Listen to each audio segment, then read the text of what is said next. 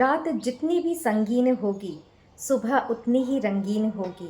गम न कर गर बादल हो घनेरा, किसके रोके रुका है सवेरा। Hey guys, welcome to my channel. It's me, मैं हूँ। और आज की ये जो खूबसूरत लाइंस एक सॉन्ग की मैंने कही है, सुन के देखिएगा। बहुत ही मोटिवेशनल सॉन्ग है और वाकई हिम्मत देने वाला सॉन्ग है कि जब भी आपको लगता है कि आपके ज़िंदगी में अंधेरा जो है खत्म होने का नाम ही नहीं ले रहा, ईश्वर ने आपके लिए क्या सोच रखा है कुछ समझ नहीं आता, हर तरफ सिर्फ मायूसी, सिर्फ निराशा दिखाई देती है, तो आपको ये बात याद रखनी बहुत ही ज़्यादा ज़रूरी है कि रात जितनी भी संगीन होगी, मतलब जितना गहरा आपका अभी ये दुख भरा फेज होगा, उतनी ही रोशनी भरी आपकी सुबह होगी। यही प्रकृति का नियम है, यही ईश्वर का प्लान है। चलिए एक छोटी सी स्टोरी के माध्यम से हम इस बात को समझते हैं। देखिए, जीवन में कभी कभार ऐसे क्षण आते हैं जब हमें ज़िंदगी जो है वो बेमानी लगने लग जाती है। हमें ऐसा लगता है कि आगे कुछ रास्ता सूझ नहीं रहा, क्या होगा। हर तरफ से मुसीबतें जो है, हम आवाज़ा जो है खटखटाती नज़र आती है और ऐसे में ही हम हिम्मत हार जाते हैं, हम थक कर बैठ जाते हैं। चारों तरफ जब कोई सहारा हमें नहीं दिखाई देता, तब हमारे मन से एक ही आवाज़ निकलती है कि हे भगवान, तुमने हमारे लिए क्या सोच रखा है, हमें कुछ समझ में नहीं आ रहा है, आखिर तुम चाहते क्या हो।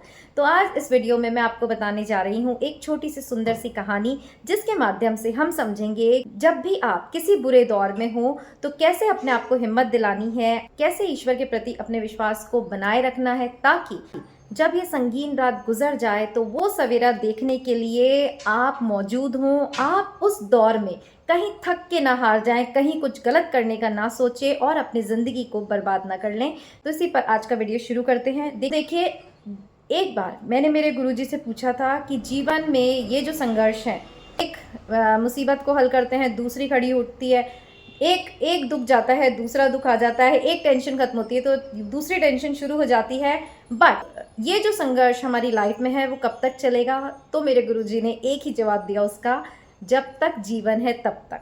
तो इससे मैं तो बहुत हताश हो गई। तो मैंने कहा फिर क्या मतलब है भक्ति का, क्या मतलब है किसी भी चीज़ का, कि जब हम आए दिन मुसीबतों से घिरे रहते हैं, दूसरे लोग जो हैं कुछ भी कर रहे हैं, खा रहे हैं, पी रहे हैं, सिर्फ भगवान का नाम ले रहे हैं, वो भी हमें खुश दिखाई देते हैं, और हम जो साधना कर रहे हैं उनके ऊपर एक के बाद एक मुसीबतें जो है आती रहती है, और उनका विश्वास भी कई बार हिलता रहता है कि ऐसा हमारे साथ क्यों हो रहा है, जबकि दूसरे जो कुछ नहीं करते उनकी ज़िंदगी अच्छे से व्यतीत हो रही है।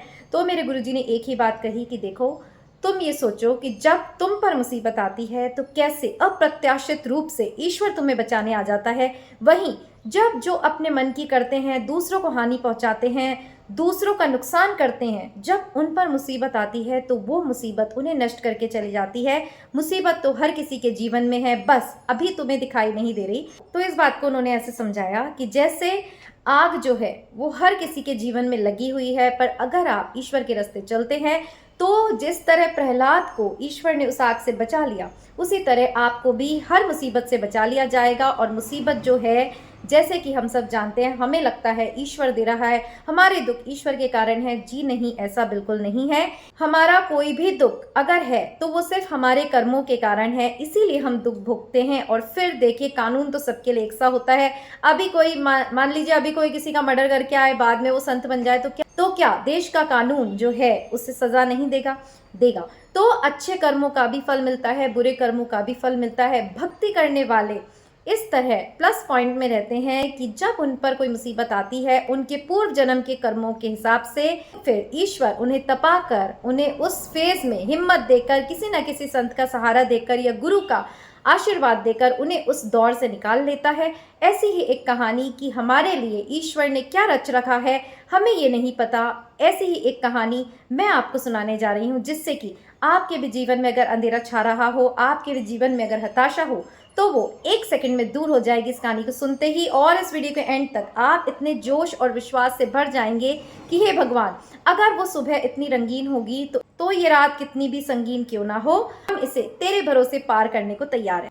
सो कहानी कुछ इस तरह है, काल्पनिक है पर मैं आपको बता रही हूँ कि एक बार क्या होता है, एक लड़की होती है, उसका एक बहुत ही इंपॉर्टेंट इंटरव्यू होता है। वो ईश्वर में जो है बहुत ज़्यादा विश्वास करती है, हर बात पे कुछ भी हो भगवान के भरोसे छोड़ देती है। अब उसका इंपॉर्टेंट इंटरव्यू था और होता क्या है, उस दिन उसका अलार्म देर से बजता है।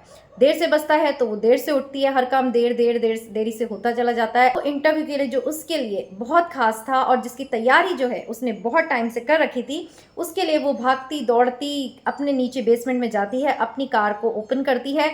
तब उसे याद आता है कि जो उसकी पोर्टफोलियो की फाइल है जिसमें उसने अपने सीवी रख रखा है, सारी डिग्रीज रखी है, वो तो रूम में ही छूट गई। वो अपने फ्लैट की तरफ भागती है और ऊपर जाके उसे याद आता है कि फ्लैट की चाबी तो कार में है।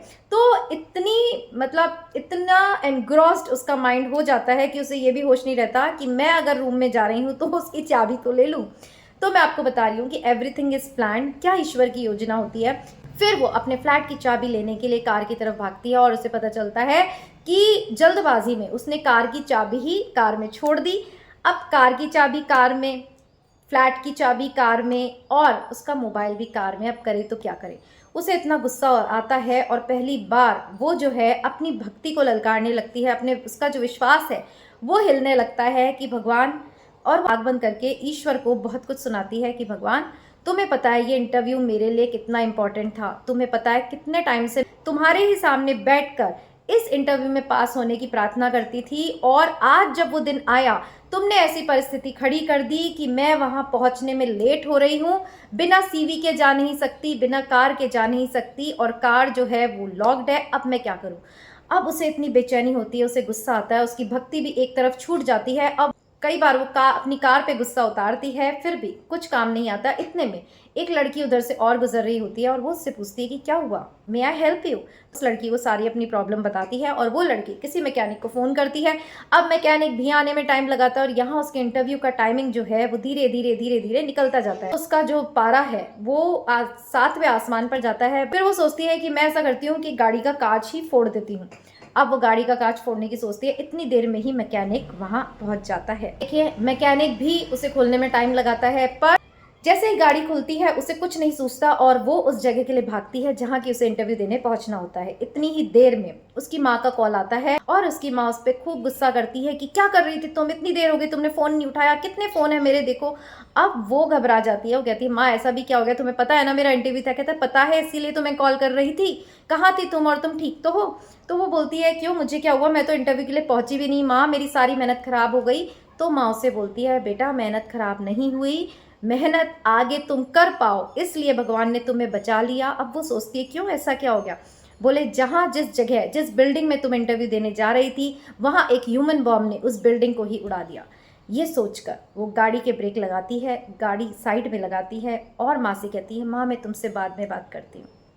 अब उस लड़की की आँख में जो है आंसू आ जाते हैं। वो एक डीप ब्रेथ लेती है, सारी जो उथल पुथल उसके मन में चल रही होती है, सारी भागा दौड़ी जो वो कर रही होती है दिमाग से भी, मन से भी, तन से भी, और उस जगह के लिए भाग रही होती है, कितना भगवान को कोस रही होती है, वो सब एक पल के लिए शांत हो जाता है और वो आँख मूंद कर ज़मीन पर घुटनों के बल बैठ जाती है और कहती है कि हे भगवान, तुमने मेरी सुरक्षा के लिए कितने उपाय करे, फिर भी मैं जो हूँ मेरी मृत्यु की तरफ दौड़ी जा रही थी।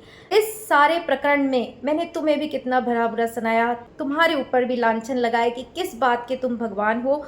तुमसे भी मैंने कितनी लड़ाई करी कि क्या तुम्हें पता नहीं था मेरा वहाँ पहुँचना कितना ज़रूरी था, पर तुम मेरी ही मदद कर रहे थे। ये सोचकर उस लड़की की आंखों से आंसू बहने लग जाते हैं और वो ईश्वर को धन्यवाद देती है कि हाँ भगवान, हम जो सोचते हैं उससे अच्छा तुम्हारा प्लान होता है। और ईश्वर से भावपूर्ण ढंग से कहती है कि हाँ भगवान, हम जो सोचते हैं उससे अच्छा तुमने हमारे लिए सोचा होता है, बट हम समझ नहीं पाते क्योंकि हमें लगता है कि जो सिचुएशन हमारे सामने है वो हमें नष्ट करने आई है, बट हमें नहीं पता होता कि वो जिस सिचुएशन में हम अभी हैं, जो भी आपकी लाइफ में सिचुएशन है वो आपको किसी बेहतरीन भविष्य की ओर ले जा रही है। यस, बहुत मुश्किल वो फेज़ होता है, बट इसीलिए कहानी मैंने आपको सुनाई। देखिए, अब इस कहानी से हमें क्या सीख लेनी है। अगर हम इस कहानी के फ्लैशबैक में जाएं तो वो लड़की पहले कितनी विश्वास में भरी थी, अपने रास्ते अच्छे अच्छे काम करती हुई चल रही थी, ऐसे हम भी करते हैं।